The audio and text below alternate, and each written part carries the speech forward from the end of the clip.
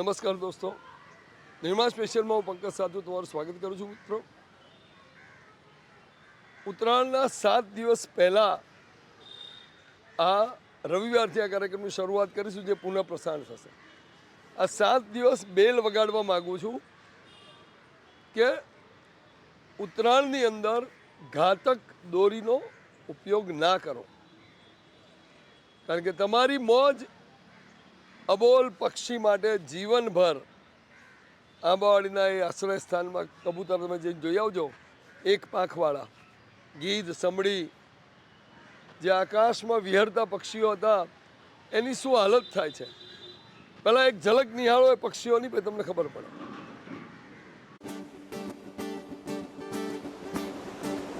ओ टूटा टूटा एक परिंदा ऐसे टूटा कि फिर जुड़ ना पाया, लूटा लूटा किसने उसको ऐसे लूटा कि फिर उड़ ना पाया, गिरता हुआ वो आसमां से आकर गिरा जमीन पर, ख्वाबों में फिर भी बादल ही थे वो कहता रहा मगर के अल्लाह के बंदे हंस दे, अल्लाह के बंदे, अल्लाह के बंदे हंस दे, जो भी हो कल फिर आएगा, अल्लाह के बंदे हंस दे, अल्लाह के बंदे, अल्लाह के बंदे हंस दे, जो भी हो कल फिर आएगा.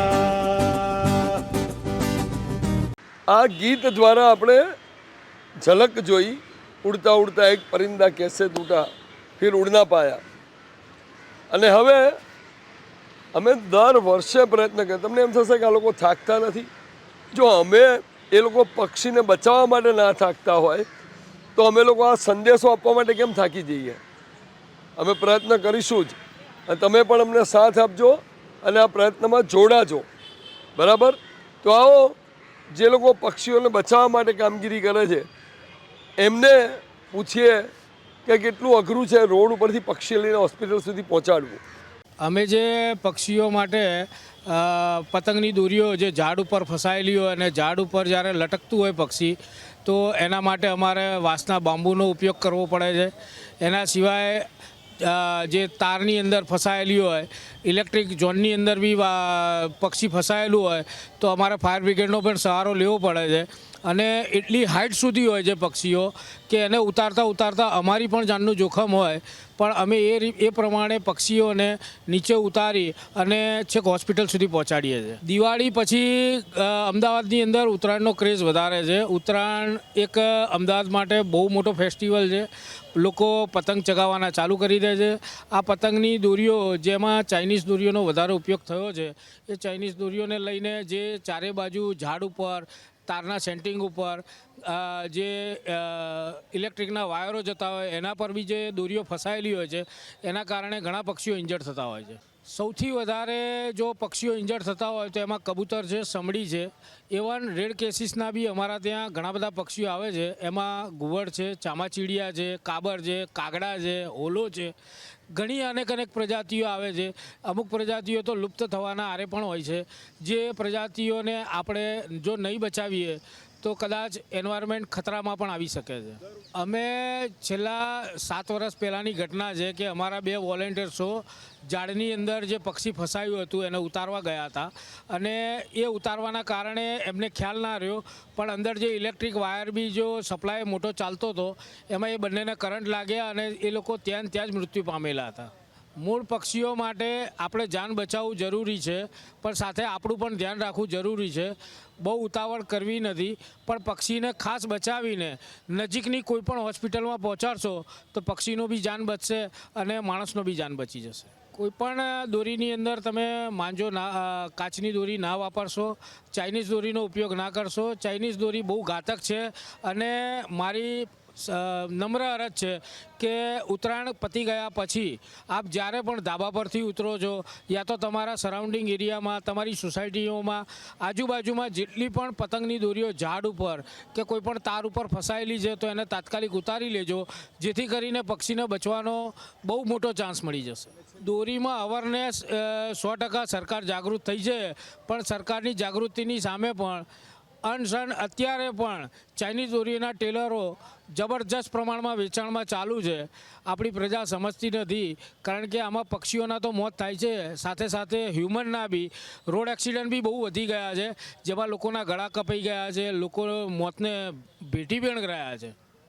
ઇન્સ્પાયર એટલા માટે થયા કે ઉત્તરાયણનો તહેવાર છે. અમે પણ ભૂતકાળમાં ઘણા બધા વર્ષો પહેલાં અમે ઉત્તરાયણના તહેવાર દરમિયાન આ પતંગ ચગાવતા હતા. અને ક્યારેક એવા પક્ષીઓને અમે જોયા કે પક્ષી દોરીથી ઘાયલ થાય છે અને ખૂબ જ વેદના સાથે એમના મૃત્યુ પણ થાય છે. તો આવી ઘટનાઓને નિહાળી અને એઝ એ વોલેન્ટિયર તરીકે અમે લોકો જીવદયાના કાર્ય સાથે અમે લોકો જોડાયા અને આખું આ કાર્યની શરૂઆત કરી. આજે એ વાતને બી આજે 17 થી 18 વર્ષ થવા આવ્યા છે. જ્યારે વાત કરવામાં આવે પક્ષી બચાવવાની, તો પક્ષી બચાવવા માટે ઘણી ફેરે એટલી હાઇટ ઉપર હોય છે કે જેના કારણે એ હાઇટ લગભગ 50 થી 60 ફૂટની હાઇટ હોય છે, જ્યાં અમે નથી પહોંચી શકતા. ગયા વર્ષની જ વાત કરું તો 80 ફૂટની હાઇટ ઉપર બિલ્ડિંગમાં એક પક્ષી ફસેલું હતું. એના માટે અમે હાઇડ્રોલિક હાયર કરી, હાઇડ્રોલિક લાયા અને એની અંદર ચડીને બીજો 40 ફૂટનો બીજો એક્સ્ટ્રા પાઇપ કરીને અમે 80 ફૂટ સુધી પહોંચી અને એ પક્ષીને અમે બચાવ્યું છે, જેનો અમને આનંદ થાય છે. એટલે જીવદયાનું કાર્ય કરવું એક રિસ્કી સાથે અમે કરીએ છીએ કે અમે ઘરેથી નીકળી ત્યારે અમને ખબર હોય છે કે અમે જઈએ છીએ, પણ પાછા આવીશું કે નહીં એની કોઈ જ ખબર નથી હોતી. ભૂતકાળમાં પક્ષી બચાવતા અમારા 2 સાથી મિત્રોએ જિંદગી ખોઈ પણ દીધેલી છે. આવા પણ અમારા સાથે બનાવ બનેલા છે. મેં મારી નજરે સામે એક પક્ષી ઘવાયેલું જોયું હતું, તો એનાથી ઇન્સ્પાયર થઈને હું અહીંયા કામગીરી કરું છું. ઘણી જગ્યાએ આપણે મોટા તાર હોય છે, ઝાડવા હોય છે, કે પછી મલ્ટીપ્લેક્સ કે કોઈ બી આપણે જે ઊંચી જગ્યાએ પક્ષીઓ ભરાઈ ગયા હોય છે, તો એ પકડીને અમે અહીંયા લાવીએ છીએ, એમને સારવાર કરીએ છીએ અને એમને સારી રીતે ઉડી શકે, પાછા આકાશમાં ઉડી શકે એ રીતની અમે કામગીરી દાખવીએ છીએ. ઘણી ફેરી અમને એવા કિસ્સા જોવા મળે છે કે જે અમે અમારા જીવના જોખમે પણ પક્ષી બચાવી લઈએ છીએ. ધારો કે કોઈ ઊંચી જગ્યાએ હોય છે, ત્યાં કોઈ પકડવાનું નથી હોતું કે કોઈ સપોર્ટ નથી હોતો, પણ છતાં પણ અમે અમારી કામગીરી કરતા હોઈએ છીએ. પક્ષીને બચાવવાનો અમારો એક લક્ષ્ય હોય છે કે પક્ષી જીવી જાય અને ફરીથી આકાશમાં ઉડી શકે એની જગ્યાએ. ફસાયેલા આપણે કબૂતર હોય છે, કાગડા હોય છે, સમડી હોય છે. સમડી જે હોય છે જનરલી ઊંચી જગ્યાએ જે ફસાયેલી જોવા મળતી હોય છે. રાતે પણ ચામાચીડિયા જે રાતના પક્ષી હોય છે, ચામાચીડિયા હોય છે, ઘુવડ હોય છે, એ પણ અમે રાતે પણ એમને સારવાર માટે રેસ્ક્યુ કરતા હોઈએ છીએ. એક વોલન્ટિયર તરીકે અમે 100% તો નહીં પણ 1000% અમે પ્રયત્ન કરતા હોઈએ છીએ. પક્ષી બચવું જોઈએ એ જ અમારું એક માત્ર લક્ષ્ય હોય છે. અમારું જીવનું જોખમ એક સાઈડ રાખીએ છીએ, સેફટી રાખીએ છીએ, પણ જીવનું જોખમ એક સાઈડ રાખીએ, પણ પક્ષી પહેલાં બચાવવા એ અમારું પહેલું લક્ષ્ય હોય છે. મને આજથી 12 વર્ષ પહેલાં એવું લાગ્યું જ્યારે મેં ફર્સ્ટ ટાઈમ એક ઇન્જર્ડ બર્ડને જોયું અને એ કબૂતરને દોરો ફસાઈ ગયો હતો, અને એ મેં જોયા પછી મને એવું લાગ્યું કે આજે થઈ રહ્યું છે ખોટું થઈ રહ્યું છે, અને ત્યારથી મેં નક્કી કર્યું કે આજ પછી ક્યારેય ઉત્તરાયણ મનાવવાની નહીં ધાબે ચડીને. પક્ષી બચાવવામાં રિસ્ક તો હોય છે, પણ ભાવના તમારી સારી હોય તો તમને કોઈ રિસ્ક નડતું નથી. એમાં ઘણા બધા અનુભવો મને થઈ ચૂક્યા છે છેલ્લા 10-12 વર્ષની અંદર. પણ અમારા ટ્રસ્ટી શ્રીએ અમને જોડે રહીને બધી ટ્રેનિંગ આપી છે, અને ધીરે ધીરે નાના બચ્ચાને કેમ શીખવાડતા હોઈએ એવી રીતે અમને શીખવાડીને ધીરે ધીરે કઈ રીતે રેસ્ક્યુ કરવું, બર્ડ હોય, એનિમલ હોય કે સ્નેક હોય, કોઈ બી પશુ પક્ષી હોય તો એને કઈ રીતે સાચવીને એને ટ્રીટ કરીને કઈ રીતે કેચ કરવું, અને સાથે સાથે એને કઈ રીતે એની ટ્રીટમેન્ટ કરવી, જે ફર્સ્ટ એડની ટ્રીટમેન્ટ કહીએ કઈ રીતે આપવી, એ અમને અહીંથી શીખવાડવામાં આવેલું છે. હા, હવે ઘણી બધી જાહેરાતોના કારણે અને ગવર્મેન્ટના સપોર્ટના કારણે અને ઘણી બધી સંસ્થાઓ છે, અમે બી ઘણું બધું સોશિયલ મીડિયા પર અમે ફેલાઈ રહ્યા છીએ અવેરનેસ, કે જેથી કરીને લોકોને ખબર પડે અને લોકો અમારા સુધી પહોંચે. અમે મહેનત કરવા તૈયાર છીએ, અમે સપોર્ટ કરવા તૈયાર છીએ, પણ અમારી સુધી જાણ કરો, જેથી કરીને કોઈ એક પક્ષીનો જીવ બી બચશે તો ઘણું સારું છે.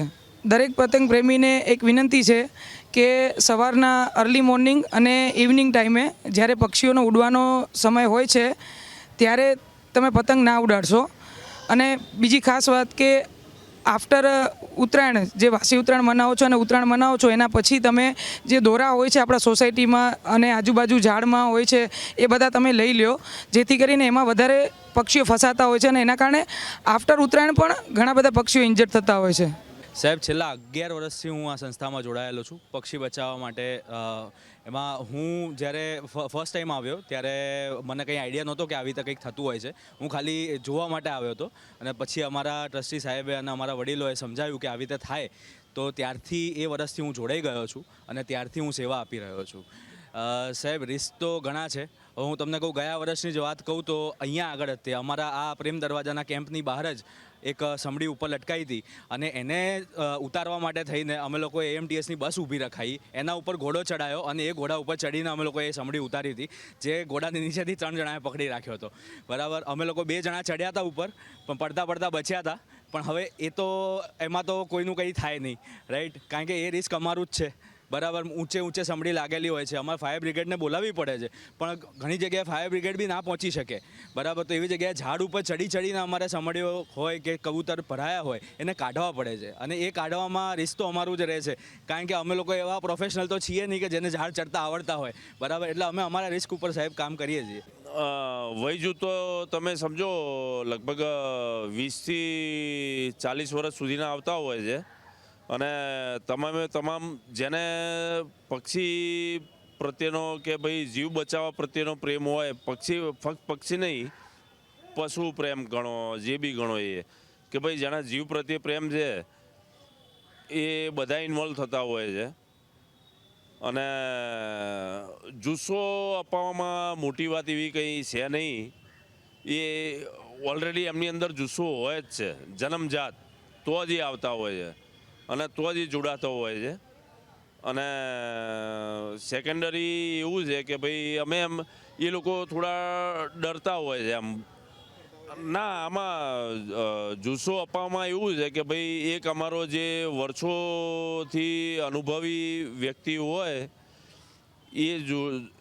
એની જોડે કોઈ નવા ટ્રેનર લઈ જાય, જેને આશા છે, જેને ઈચ્છા છે, એવા વ્યક્તિને લઈ જાય છે.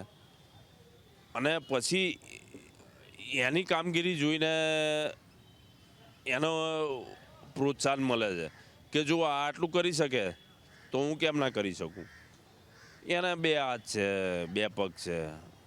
અમારી જોડે જે આ 12 ઝાડ જે છે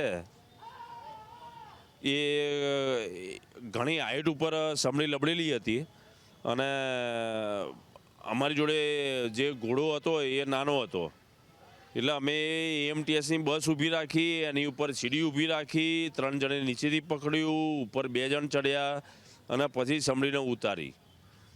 આ તો ઠીક છે. અહીંયા બોપલ અમે રેસ્ક્યુમાં ગયા હતા. બોપલ એવું સિચ્યુએશન હતી કે 8મા માળ લોક હતું અને 9મા માળે ફર્નિચર કામ ચાલતું હતું. 13 માળની સાઇટ હતી, એટલે 9મા માળથી અમે કમરે દોરડું બાંધીને પેલું હાર્નેસ આમ દોરડાથી બંધાઈને એ જીવના જોખમે એવી રીતના કામ કરતા હોય છે, પણ હંમેશા સાવધાનીથી એમ. ये दिवाली से पहले लगभग आना चालू हो जाते हैं और इसमें काफ़ी हद तक पक्षी बच भी जाते हैं और काफ़ी जो कम इंजर होते हैं वो मतलब जैसे रिलीज कर देते उड़ भी जाते हैं. और ऐसा बहुत बार देखने को मिलता है कि जानवर मर भी जाता है, पक्षी जो होता है मर भी जाता है काफ़ी गंभीर अवस्था में होने के कारण. ज़्यादातर ये पंख के ऊपर इनका इफेक्ट होता है, क्योंकि डोरी से कटने के हिसाब से पंख इनका जो है ज़्यादा इंजर हो जाता है और ब्लडिंग के कारण इनकी काफ़ी टाइम मौत भी हो जाती है, देखने को मिलता है. तो फ्रैक्चर किस पोर्शन में होती है ज़्यादातर? वही विंग के अंदर ही फ्रैक्चर होता है कुछ ज़्यादातर. पर यही कहना चाहूँगा कि अपने शौक के लिए दूसरों की जान ना ले तो बेहतर है. पक्षी भी एक उनके भी अंदर भी जान है, तो उनको भी जीने का हक है. मेरे हिसाब से तो ऐसा नहीं होना चाहिए. पतंग के ऊपर पतंग ठीक है, बट ये चाइना दोरी पर बैन लगाना ज़रूरी है. હવે એક ટાઈમ હતો કે મને પતંગ ચગાવવાની બહુ શોખ હતી, પણ જ્યારે મેં એક પોપટને જોયો કે પૂરો દોરીમાં ફસાયેલો છે, એના લીધે પછી એ દિવસથી લઈને આજે 9 વર્ષ થઈ ગયા મેં પતંગ ચગાવવાનું છોડી દીધું છે. અને જે હાલત થાય છે પક્ષીઓની ડોરીમાં ફસાયેલા હોય, ક્યારે અમે જોઈએ તો પેટના એકદમ ટોચ ઉપર ઊંધા લટકેલા હોય ડોરીથી, તો પછી એ બધું જોઈને હવે ચગાવવાની ઈચ્છા જ નહીં થતી. અને અમે લોકો ટ્રાય કરીએ કે ફાયર બ્રિગેડની હેલ્પ લઈએ કે આટલા ઉપર તો અમે માણસો નહીં ચડી શકતા, તો એમના હેલ્પથી એમની રેસ્ક્યુ ટીમ આવે છે અમારે ત્યાં રેસ્ક્યુ કરવા બર્ડ્સ, અને એ લોકો ઉપરથી નીચે કાઢીને અમે આલીએ. અમે અમારા હાથમાં જ્યારે અમે રિલીઝ કરતા હોઈએ, ડોરી કાઢતા હોઈએ, અમારા હાથમાં એ લોકોની જાન ગયેલી છે. અને એના લીધે અમે લોકોને કહીએ કે ભાઈ તમે સવારે અને સાંજે થોડા ઓછા ચગાવો પતંગ, બપોર તમારે જેટલા જ ચડાવો, પણ જે સવારે અને સાંજે એ લોકોનો ખાવાનો ટાઈમ હોય, જ્યારે એમના ઘોંસલાથી બહાર નીકળતા હોય ત્યારે થોડું ઓછું ચગાવો તો સારું રહે. હું છેલ્લા 7 વર્ષથી આ રીતે પક્ષી બચાવો અભિયાનમાં હું જોડાયેલો છું અને ઘણા બધા પડકારો એવા મારી સામે આવેલા છે. બરાબર છે, જેમ કે કોઈ હાઇટનો કોલ હોય જેમાં આપણે ના ચડી શકતા હોય, અમારી કેપેસિટી 20 ફૂટ સુધીની હોય છે.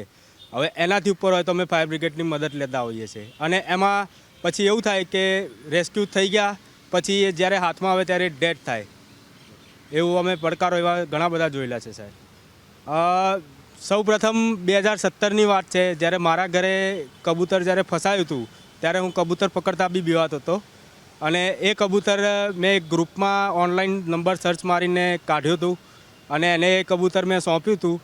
ત્યારથી લઈને આજ દિન સુધી હું છેલ્લા 7 વર્ષથી આ જ કામ કરી રહ્યો છું. ના, ટ્રેનિંગ આપવામાં આવે છે. અમારા જે ઉચ્ચ અધિકારીઓ હોય છે એ લોકો ટ્રેનિંગ આપે છે અમને કે કઈ રીતના બર્ડ રેસ્ક્યુ કરવાનું, કઈ રીતના એને હેન્ડલ કરવાનું, બ્લડ નીકળતું હોય તો કઈ રીતના એને ટ્રીટ કરવાનું ને એ બધું અમને શીખવાડતા હોય છે એ લોકો. હું છેલ્લા 15થી 17 વર્ષથી આ એક પક્ષી જીવ સુરક્ષાનું કામ કરી રહ્યો છું.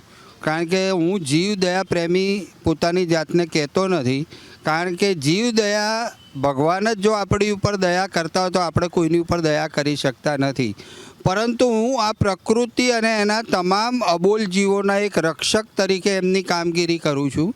હું લોકલ પશુ પક્ષીઓ એની સાથે સાથે વાઇલ્ડના પશુ પક્ષીઓ છે એ મેમલ એટલે કે વાંદરા, સર્પ, સરીસૃપ, સાપ એ લોકોની જિંદગી બચાવવા માટે અને એ લોકો ખાસ તો જીવદયામાં આપણે જીવને ઘાયલ થાય રેસ્ક્યુ કરીને હોસ્પિટલ મૂકી આવીએ એટલે આપણી જીવદયા પૂરી થઈ ગઈ એવું માનીએ છીએ, પણ હકીકત એવું નથી. પહેલી વાત તો એ છે કે કોઈ પણ જીવ બને ત્યાં સુધી ઘાયલ કે બીમાર ના થાય એવી કોશિશ કરીએ તો ઘણા બધા જીવ આમાં બચી શકે છે.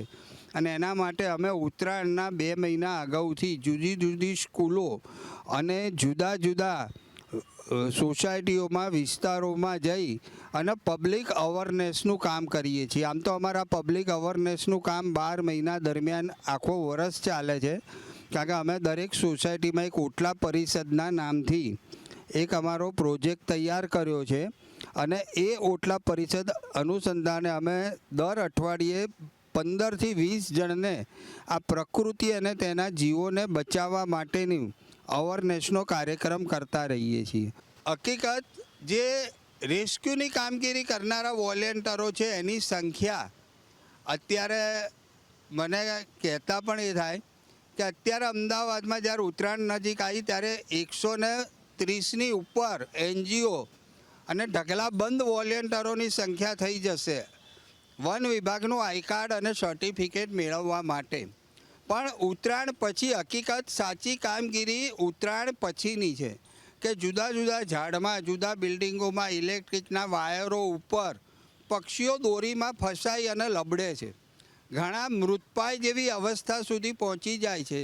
ત્યારે ત્યાં બચાવવા જવી નજીકમાં કોઈ પણ તૈયાર થતું નથી.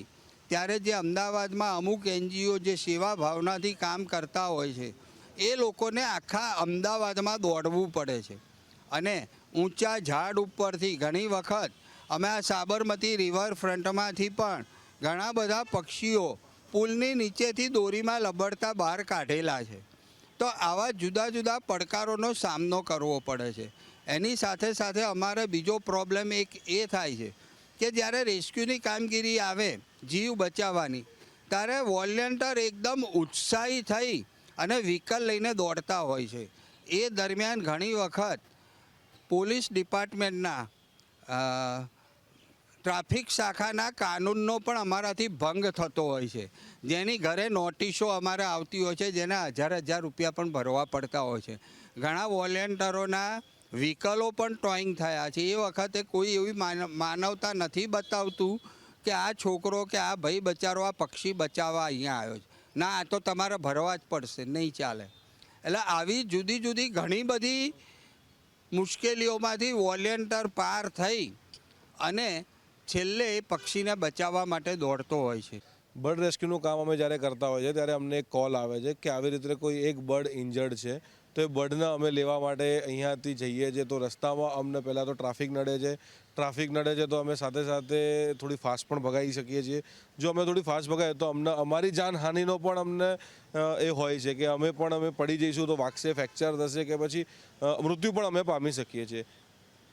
અને પછી અમે પક્ષીને લેવા જઈએ છીએ ત્યારે પક્ષી જો કદાચ ઝાડ ઉપર હોય તો પક્ષીને અમે ઉતારીએ છીએ. હવે ઝાડ પરથી ઉતારી વખતે ડાળી તૂટી ગઈ તો અમે પણ નીચે પડી શકીએ છીએ. એક પક્ષી બચાવવા માટે અમે અમારું મોતના ઘાટ અમે ઉતરી શકીએ છીએ એવું માનવું છે. અને બીજી વસ્તુ કે જેટલા પણ વોલેન્ટિયરો કામ કરે છે સાવચેત રહીને કામ કરે છે. અને અમુક લોકો જે છે હળબડીમાં કામ કરે છે, પણ એનું કારણ એ છે કે જે પક્ષી છે એ પક્ષીને બચાવવું છે, એ બચાવવા માટે જીવદયા માટે હળબડીમાં કામ થઈ જાય છે. પછી જ્યારે પક્ષીને અમે ઉતારી લઈએ છીએ, ઉતારીને રિટર્ન જતા હોઈએ છીએ, જ્યારે એનું ડ્રેસિંગ કરવામાં આવે કે સ્ટિચીસ લેવામાં આવે ત્યારે પક્ષી પોતે બીમાર હોય અથવા તો એને વાગેલું હોય તો એ વધારે ઇન્જર્ડ થયું હોય તો એ આપણને પણ ચાંચ મારી શકે છે, પંજો મારી શકે છે, જેથી કરીને આપણને પણ ઘાવ લાગે છે. મને એવા ઘણા બધા ઘાવ છે પક્ષીઓના કે જે મને ઘણી બધી જગ્યાએ મને વગાડ્યું છે, મને ચાંચ મારી છે, મને પંજો પકડ્યો છે, તો લોહી પણ આપણને નીકળી જાય છે. અને હવે એ ડૉક્ટરોને મળીએ કે જે લોકો આ પક્ષીઓને ફરી ઉડતા કરવા માટે તો પ્રયત્ન કરે જ છે, પણ એની સર્જરી કરે છે, સ્ટીચ લે છે. કેટલા પક્ષીઓ આવે છે, કેવા પક્ષીઓ આવે છે અને શું સ્થિતિ થાય છે આ ઘાતક પતંગ દોરીના કારણે, એ ડૉક્ટરોને મળીએ. આશરે પ્રિપરેશનની વાત કરીએ તો અમારે સેટઅપની સુવિધા છે ને 15 ડિસેમ્બર પછી ચાલુ થઈ જાય છે. અને અમદાવાદના સિટી એરિયામાં આશરે 1 જાન્યુઆરીથી પક્ષીઓની અવરજવર ચાલુ થઈ જાય છે. આશરે જોવા જઈએ તો મુખ્ય સમયગાળો જે કરુણા અભિયાન પ્રમાણે કર્યો છે એ પ્રમાણે 10મી જાન્યુઆરીથી લઈને 17મી જાન્યુઆરી દરમિયાન અમારા પક્ષીઓનો અહીંયા પક્ષીઓ વધારે આવતા રહે છે. જેની અંદર જોવા જઈએ તો આશરે અમે 800થી 1000 જેટલા પક્ષીઓ અમારા ત્યાં આવતા હોય છે, જેમાંથી મોસ્ટ ઓફ પક્ષીઓમાં ઘણી બધી ઇન્જરી થયેલી, જેમ કે જોઈ શકાય કે મેજર ઇન્જરીમાં એમની પાંખ પણ કપાઈ જાય છે. જે પક્ષીઓની પાંખ કપાઈ જાય છે એમને ભવિષ્યમાં ક્યારેય ઉડવા મળી શકતું નથી. બાકી પક્ષીઓની ઇન્જરી જે સામાન્ય પાંખ કપાઈ હોય તો અમે એને ઓપરેશન દ્વારા સૂચર કરીને એને પ્રોપર અહીંયા ટેક કેર કરતા હોઈએ છીએ. અને પક્ષી ફરીથી મુક્ત ગગનમાં વહી ના શકે ત્યાં સુધી અમે એની ટોટલ અહીંયા જવાબદારી રાખતા હોઈએ છીએ. આમ જોવા જઈએ તો 800થી 1000 પક્ષીઓમાંથી અમે મોસ્ટ ઓફ અમારો ટ્રાય એવો હોય છે કે અમે 100% પક્ષીઓ બચાવી લઈએ, પણ ઘણી વખત વધુ બ્લડ નીકળી જવાના કારણે અને લેટ પક્ષી આવવાના કારણે પણ પક્ષી બચાવી શકતા નથી. એવી જોગવાઈમાં જોવા જઈએ તો 100થી 200 પક્ષીઓ એમ જ મૃત્યુ પામતા હોય છે. બાકી અમે મોસ્ટ ઓફ પક્ષીઓ બચાવી લઈએ છીએ અને જ્યાં સુધી ઉડીને એના નેચરલ વાતાવરણમાં જઈ ના શકે ત્યાં સુધી અમે અહીંયા એની ટેક કેર કરતા હોઈએ છીએ. જોવા જઈએ તો એક સમયે જોવા જઈએ તો અવેરનેસ હજી પણ આવી નથી. અમે ઘણી વખત પબ્લિકને કહેતા હોઈએ છીએ, જાહેર જનતાને કહેવામાં આવ્યું છે કે સવાર 6 થી 7 ને સાંજે 6 થી 7 જ્યારે પક્ષીઓ ચણ લેવા માટે સૂર્યોદયમાં નીકળતા હોય છે અને સાંજે રિટર્ન જતા હોય છે, એવા સમયે જો પક્ષીઓ માટે પતંગ ચગાવવામાં ના આવે તો એટલા પક્ષીઓ બચી શકે એમ છે. પણ છતાં પણ હજી જોવા જઈએ તો પબ્લિકમાં એટલી અવેરનેસ આવી નથી. આ ઉપરાંત જોવા જઈએ તો ઘણી વખત અમે જાહેર જનતાને અપીલ કરીએ છીએ કે ચાઇનીઝ માંજાનો ઉપયોગ ટાળવો જોઈએ. છતાં પણ દર વર્ષે આશરે ચાઇનીઝ માંજા નામને ઘણા બધા કેસીસ મળતા હોય છે. જે પક્ષીઓ અમારા ત્યાં ઘાયલ થઈને આવતા હોય છે એમાંથી 50% ઉપર પક્ષીઓ ચાઇનીઝ માંજાથી જ ઘાયલ થઈને આવતા હોય છે. વાત કરીએ તો ઉત્તરાયણ ટાઈમે આપણા અહીંયા આગળ જે પક્ષીઓ આવે છે, એકંદરે બધા પક્ષીઓને આપણે અહીંયા ઓપરેટ કરતા આવીએ છીએ. લગભગ 800થી વધારે પક્ષીઓ આવતા હોય છે, જેમાંથી શિડ્યુલ બર્ડ્સ હોય છે, જેમ કે ઘુવડ છે, પોપટ છે, ચામાચીડિયા છે, ગીધ છે, જળચર પક્ષીઓ છે. અમુક પક્ષીઓ એવા હોય છે જેના બચ્ચા સાથે લાવવામાં આવે છે, કારણ કે એની માં ઈજાગ્રસ્ત હોય છે તો એમના બચ્ચાઓ ક્યાં રહે, અને માં ઘણીવાર ઓપરેશન દરમિયાન મરી જતી હોય છે તો એમના બચ્ચાઓની કફોડી હાલત થતી હોય છે, જેના કારણે આપણે એમને અહીંયા આગળ રાખીએ છીએ અને એમને સારવાર આપીએ છીએ. બચ્ચાઓને સારી રીતે આપણે સંભાળ લઈએ છીએ. લોકોમાં અવેરનેસ થોડી ઘણી છે, જેમ કે અત્યારે હાલ જોવા જઈએ તો મોસ્ટલી ચાઇના દોરીનો ઉપયોગ થોડો ઘટ્યો છે. ચાઇના દોરી બને શક્ય હોય ત્યાં સુધી ના વાપરો. અને રાત્રે જે તમે ફટાકડા ફોડો છો એના કારણે જે માળા સળગી જતા હોય છે, ટુક્કલ જળાવો છો, એના કારણે પણ આગ લાગવાની ઘણી બધી સંભાવનાઓ થતી હોય છે. તો બને ત્યાં સુધી એ ઓછું કરો. અને બને ત્યાં સુધી કોઈ પણ જગ્યાએ તમને પક્ષી દેખાય કે ઈજાગ્રસ્ત છે કે ક્યાંય લટકે છે તો તમે એમને કોઈ પણ હેલ્પલાઇન નંબર ઉપર કોલ કરીને બચાવી શકો છો, અથવા તો અહીંયા કેમ્પમાં પણ આવીને એમને લઈને આવીને એમને બચાવી શકો છો. ઉત્તરાયણ દિવાળી પતે એના પછીથી આપણા અમદાવાદ સિટીમાં પતંગ ચગવાની શરૂઆત થઈ જાય છે. અત્યારે અમારે દિવસના અત્યારથી પક્ષીઓના કપાયેલી પાંખ કપાઈ ગયેલી હોય જે પાંખ એમના કેસ અત્યારે દિવસના બે ત્રણ અત્યારથી ચાલુ થઈ ગયા છે. દિવસમાં 1-2 તો આવે જ છે. સમડી બી હોય છે, કબૂતર બી હોય છે, અને એને રિકવર થતાં પછી ઘણું વાર થાય છે. અઠવાડિયે જેવું થઈ જાય છે, સળંગ અઠવાડિયા, 10 દિવસ, 15 દિવસ, જેવો ઘા હોય એ પ્રમાણે ડ્રેસિંગ કરીને અત્યારે પોસ્ટ ઓપરેટિવ બી અત્યારે આપણે ચાલુ કરી દીધું છે કેમ્પમાં. એ પ્રમાણે અત્યારે કેસનો ચાલુ છે. એવરેજ સંખ્યા ઉત્તરાયણ વખતે આપણી જોડે 300-400ની આસપાસ આરામથી થઈ જાય છે. વધી જાય આ વખતે સંભાવના કદાચ વધી શકે, કારણ કે આ વખતે ઉત્તરાયણ જે શનિ રવિનો માહોલ આવે છે, તો શનિ રવિનો માહોલ આવે છે તો કદાચ પતંગ ચગવાની શક્યતાઓ વધારે હોઈ શકે. તો મારી વિનંતી સર્વ નાગરિકોને, અમદાવાદ વાસીઓને એ જ છે કે સવારે વહેલા અને સાંજે 5 વાગ્યા પછી પતંગ ચગાવવાનું ટાળવું જોઈએ. પતંગ ચગાવો, પતંગ રસિયા માટે આપણા સૌ માટે એક ઉત્સવનો માહોલ છે, પરંતુ તેનાથી કોઈનું નુકસાન જાય, કોઈ જીવને હત્યા થાય, અજાણતા જે થાય, પણ એ સારું ન થાય તેનો આપણે તેનો અમે જે સારવાર કરીએ છીએ તેનું લક્ષ્ય અને તે જળવાઈ રહે તે પ્રમાણેની કામગીરી અત્યારે હાલ ચાલુ છે. ઉત્તરાયણ પછીનું બી એવું હોય છે. ઉત્તરાયણ પછી પક્ષીઓને ઘવાયેલી સંખ્યા મોટેભાગે ઉત્તરાયણ પહેલાં કરતાં વધારે જ હોય છે, કારણ કે જે ફસાઈ ગયેલી દોરીઓ ઝાડ ઉપર હોય છે, ધાબાના ટેરેસ ઉપર જે ગૂંચડા વળી ગયેલા હોય છે. એટલે તમામ અમદાવાદવાસીઓને બી મારી એક નમ્ર વિનંતી છે, બાળકોને, વડીલોને, તમામને એક મારી નમ્ર વિનંતી છે કે તમારા ધ્યાનમાં જો કોઈ ઉત્તરાયણ પછી ધાબા ઉપર કે રોડ ઉપર કે ગમે ત્યાં ચણા નાખતા હોય એવી જગ્યાએ, કે પક્ષીઓની અવરજવર હોય, કે તમારી બારી ઉપર કે છતની અગાસીમાં ગમે ત્યાં પાણીના દોરીના ગૂંચડા વળી ગયા તો ગૂંચડાને નિકાલ કરીએ, જેથી ઉત્તરાયણ પછી પતંગની દોરીથી ઘવાતા હોય જ છે, પણ જે ગૂંચડા વળી ગયા છે એમાં બી પક્ષીઓના પગ ફસાઈ જાય, પાંખ ફસાઈ જાય, એના કારણે બી ઘણા મૃત્યુ થાય છે. તો સમગ્ર અમદાવાદવાસીઓને મારી એક નમ્ર વિનંતી છે. પક્ષીઓની ઘવાવાની સંખ્યા જે આવતી હતી એના કરતાં અત્યારે ડેફિનેટલી થોડીક ઘટી તો નથી, પણ એટલી બધી જો વધી બી નથી કે ચાઇનીઝ દોરી જો બંધ થઈ જશે. અત્યારે જે સરકાર ઘણો પ્રયત્ન કરે, જેના કારણે ચાઇનીઝ દોરીનો પ્રતિબંધ લાગુ કર્યો છે, તેના કારણે અત્યારે પક્ષીઓની સંખ્યા ઘટી રહી છે. તો નિર્માણ સ્પેશિયલમાં આ હતી વાત આપણી ઉત્તરાયણની મજાની અને પક્ષીઓ માટે જીવનભરનું આકાશ છીનવી લેવાની વાત માટે આપણે કાળજી લેવાની. ફરી મળીશું આવતા સપ્તાહે. ત્યાં સુધી મને પંકજ સાધુ રજા આપશો. આવજો.